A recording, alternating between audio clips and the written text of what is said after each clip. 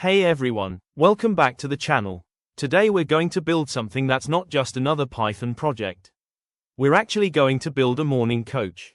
Imagine turning on your computer every morning, and instead of seeing a boring desktop, Python greets you with today's affirmation, reminds you to stay healthy, and motivates you before you even start your work. Pretty cool, right? Let's see how it works. The first thing our program does is check what day of the week it is. Python already knows today's date, so we simply ask it for the current weekday. If today is Monday, it shows the Monday affirmation. If it's Tuesday, it shows Tuesday's message. And it keeps doing that for every day of the week. Instead of using lots of if statements, we're using something called a dictionary. Think of a dictionary like a lookup table. Each day of the week is a key, and each key has its own affirmation.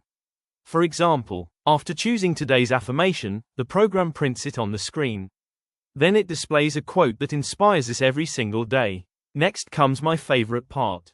The daily success checklist. Add your daily checklist. If you want, you can make his project even smarter by automatically sending these reminders to our email every morning.